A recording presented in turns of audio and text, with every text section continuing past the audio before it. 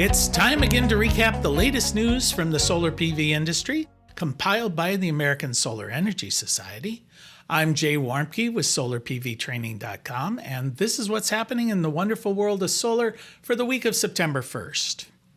Now, in testimony before the Ohio Power Siting Board, the leader of a supposed grassroots opposition group that was fighting a 120 megawatt solar development that was to be located near Mount Vernon, Ohio, well, he admitted that most of the money that's coming into this group is coming from large donations from the oil and gas industry.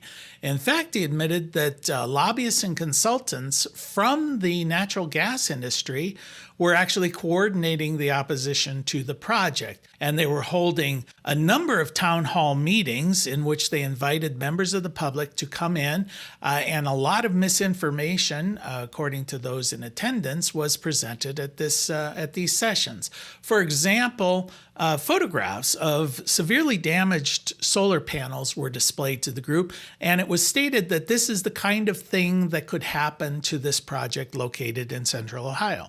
Problem was the damaged panels were actually panels that had taken a direct hit from a hurricane located on the island of St. Croix in the Caribbean.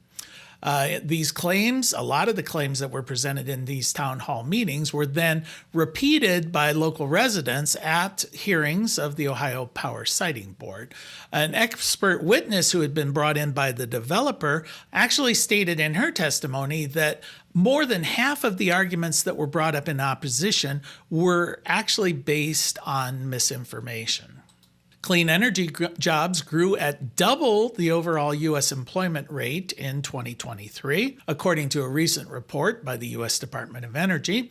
The clean energy sector grew at an annualized rate of about 4.2%, as compared with the overall jobs growth rate of about 2% for the overall economy. And in fact, the solar industry grew even faster at an annual rate of about 5.3%. The clean energy sector added about 142,000 new jobs in 2023.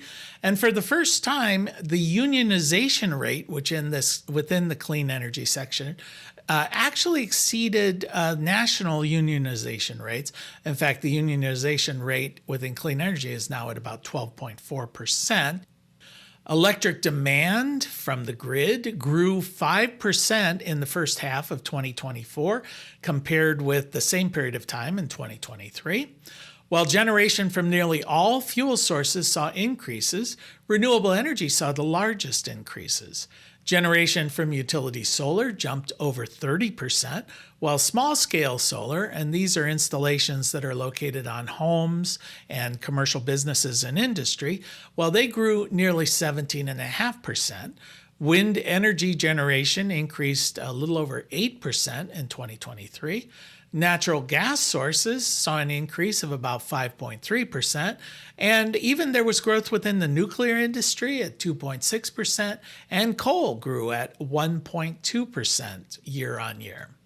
So far in 2024, there have been 375 new utility-scale generating plants that have come online.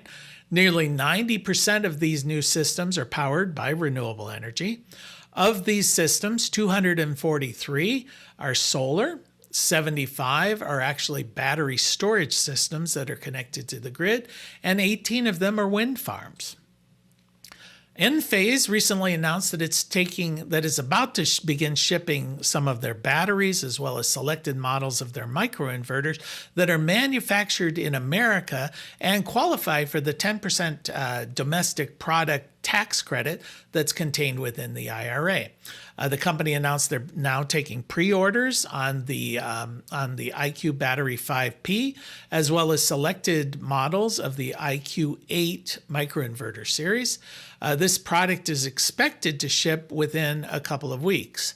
Now, the 10% domestic content tax credit only applies to commercial installations, commercial and industrial installations. It does not apply to residential systems. Groundbreaking recently took place on a lithium battery recycling facility that will be located in Chester, South Carolina. Now, this $11 million project is the first in the nation designed to directly recycle lithium-ion batteries, the type of batteries that are used in electric vehicles, in your cell phones, as well as in solar installations. Until now, it's pretty much been thought that the recycling of lithium-ion batteries is just simply not cost-effective. It's not economical. However, the developer of this facility, Princeton New Energy, claims that they have developed a new process, a low-pressure plasma recycling process, that they claim is 40% less cost involved as traditional recycling methods. Now, developers have said that they plan on having this facility fully operational by mid-2028. And that's the news from the solar industry for this week. We'll see you next week.